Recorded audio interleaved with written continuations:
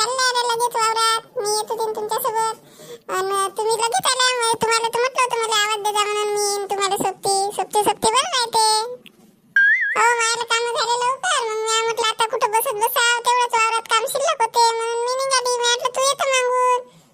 वावरात कोणतं वायलात काय तुमचा गहू घेऊ का हरभरा आहे का गहू आहे तुमचा?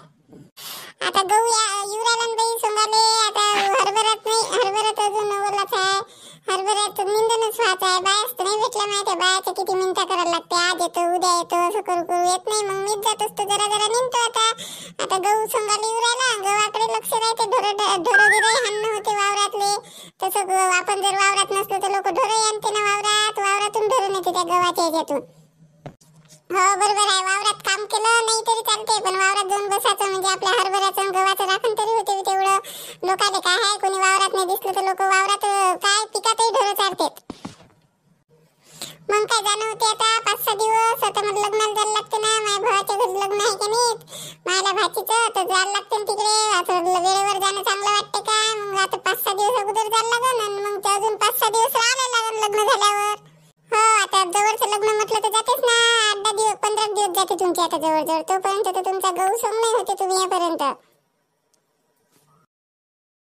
म्हटलं घरी बसा, इथं तिथं बसा, या बाईजवळ बसा, त्या बाईजवळ बसा, याची गोष्ट करते बाई, त्याची चुगली सांगते कोणती बाई, विनाकारण कोणत्या बायाच्या गोष्टीत राहते पुरत नाही बाई. आपलं भांडण येते.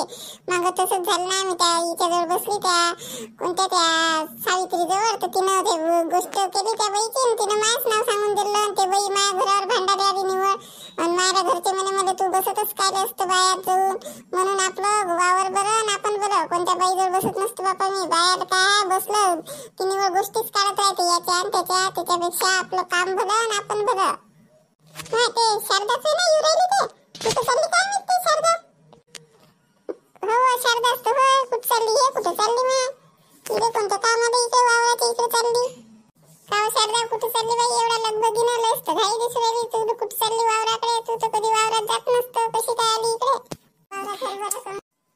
काही नाही इकडे वावरात जाऊन पाहा म्हणतं. काय नाही माझी सासू घनघन धावते म्हणते हरभरा आला का सोंगाले जाऊन पाय म्हणे, म्हणून चालली जराशी. तुला काय जायला लागते माय? तू तर नोकरीवाल्याची बायको आहे. तुला काय वावरात जायला लागते? ते सासू भरलीच आहे. दास लागते घर राहून. काय आहे माझी सासू एवढी बडबड करते. दिवस निघाला तेपासून तिला टीव्ही पाहताना दिसले की म्हणजे तुम्ही टीव्हीच पाहता. माझ्या पोरगं तिकडे मरमर करते कामासाठी. तू घरीच बसता तू ऐकच खाता. एवढं घनघन असं वाटते. ते घनघन ऐकच तर वावरात जाऊन बसून राहा. हो तू पाहत असताना टीव्ही तुझ्या सासूला काही पाहायला भेटत नसेल तिच्या मनासारखं. तू तुझ्याच मनाचं पाहत असेल ना. मग तिला वाटत असेल हे इकडे गेली घराच्या बाहेर की मी माझ्या मनाचं पाहतो. तिला आवडत असेल ना टीव्ही गिवी. पाहते का नाही तुझी सासू टीव्ही गिवी? बापा माझी सासू एक नंबर आहे टीव्ही पाहण्यात. हे चॅनल लावू का ते चॅनल लावू समजते भरलं. मला म्हणते हिंदी गाणं लावून दे, घरीच म्हणते मराठी गाणं लावून दे. हो म्हणूनच तिला वाटलं माझी सून पाहते आणि मला काही पाहू नाही देत. तर तू असल्याने तिला काही रिमोट देत नसेल ना. तू खाली ठेवतच नसेल ना. बरोबर आहे तिचं. कायचं माय तुम्ही बी त्याची साईड घेऊ राहिल्या? नाही ना बरोबर आहे. तिला ते असं सुरू वाटतं जरासं आपल्या सुनीचे पाय घे मोकळे झाले पाहिजे. वाणीवर बसून वजन वाढून जागेवर. आणि मला पोराला पैसे लावायला लागून बिमाऱ्या झाल्या तर जास्त जाडी जुडी होशील ना तू. म्हणून म्हणत असं. बरं आहे ना येत ना वावराकडे चक्कर मारायला. आम्ही येतो तेव्हाच यायचं आमच्यासोबत. आम्हालाही जमते जराशा गोष्टी इष्टी माहित होते. तुमचा आला का गहू सोंगाले? गहू संग बिंगत असते काय? गहू हार्वेस्टरनच काढत असते. तुला काही माहित नाही आता. म्हणूनच ते असंच तुला पाठवते वावराकडे. तुला माहिती झाली पाहिजे म्हणून. गहू संगत असते का हार्वेस्टरनं काढत असते? हो बरोबर आहे. आता गहू काढणं झाला की माझी सासू म्हणे की त्यातल्या आता ती पेराचा, घरीत म्हणजे मूग पेराचा, काही म्हणजे भुईमुग पेराचा. आम्हाला सुचू नाही देऊ राहिली. काय करते काजू नका तिचं तिथे ठाऊक. तुमची तयारी आहे वाटतं ती पेराची. मग तुम्ही दोघी सासू नाही येत जा ना वावराकडे चक्कर माराले. दोघी बरं आहे. सोबती होता एकमेकी. माय कुत्र मस्त आहे. कोणाचं हे काय माहित कोणाचे होते मागे आला शारदा. कोणाचं कुत्रे मायच तो ये ना आनंद त्याच्या मित्राच्या घरून. घरी आता पोचलो. लस गरीब कुत्रा आहे. लस चांगला आहे. काही घाण नाही करत काही नाही. कुठून आणलं? कोणत्या गावून आणलं? हेच बिटोळ आणि का गजानन महाराजाचं तिथून आणलं येणं. लस खानदान सुद्धा त्या कुत्र्याची. 14 कुत्रे होते तिथं. त्या 14 कुत्र्यातून आणलं म्हणते. त्याला रोज दूध आणि पोळीच पाहिजे 2 टाइम. दुसरं काहीच खात नाही. भात नाही खात काहीच नाही खात दुसरं. नाही मग तुला तर या कुत्र्यासाठी दूधच विकत आणायला लागत असेल ना. तर दुधाशिवाय काही खातच नाही म्हणते. जरा वेगळं टाकून पाहत होते ते. आता दूध लहान आहे का ते. तर त्यानं त्याची पोट हे भूक जात जाईन का. त्याला पोळी टाकून पाहायची, भाकर टाकून पाहायची. खाल्ली तर खाल्ली.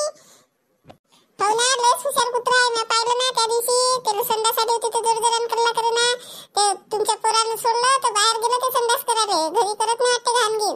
कुत्र पोसणं चांगली गोष्ट आहे ना बाई. घरच्या लोकांना ओळखते ना ते. आपण कुठे बाहेर जाताना दिसलं तर आपल्या मागे मागे येते ना, कारण की त्याला घरचे लोक ओळखीचे असते ना. कुत्र पोसणं काय वाईट गोष्ट आहे काय? आपल्या भाकरीतली भाकर खाते आणि बस आपल्या घराचं राखण नाही करते आणि सगळ्या गोष्टी म्हणजे आपण वावरात जायला निघालो की आपल्या सोबत येते. पाहिजे ना एखादं कुत्र घरी. तू तर म्हणतो कुत्र्यासाठी दूध आणतो. मी त्या दिवशी तुझ्या घरी गेले तर तुझ्या सासूने तर मला बिन दुधाचा चहा गेला. तुझे तू निवड कुत्र्यालाच पाचत वाटते. सासू विसरून देत जाण जरासं दूध का निवड कुत्र्यालाच खाऊ घालते बिचारे. माझ्या सासूला सवय दूध असूनही टाकलं नसन. मी का दूध ठेवत नाही काय? कोणी पाहुणे रावणे येते घरी तर ठेवाच लागते दूध. माझी सासू टाकतच नाही चहात तर त्याला मी काय करू आता? तशी तुझी सासू लई चिंगूट आहे. तिला वाटत असेल लोकांना कायचा दुधाचा चहा पिऊ घरा बिन दुधाचा बरा. ते तर मोठ्या मनापासून केला का नाही काय माहिती लई चहा पिऊ तुझ्या सासून. तर चला बाई किती वेळ तर एकाच जागेवर उभा आपण. माझी सासू अजून येईन तर मध्येच कला करण म्हणून तू अजून इथेच उभी आहेस काय? गेली नाही का तू वावरात पाहिले? हो चला मग आता उद्या तुझ्या सासूच्या सोबत घेऊन ये ना. मग दोघी सासूना बरोबर पाय नाही करता